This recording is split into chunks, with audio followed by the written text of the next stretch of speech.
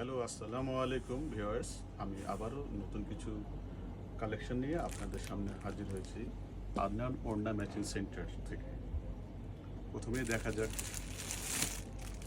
নতুন একটা বোরখা এসেছে ক্রিস্টাল কাপড়ের। বোরখাটা অনেক সুন্দর, ক্রিস্টাল কাপড়ের এমব্রয়ডারি কাজ করা আছে,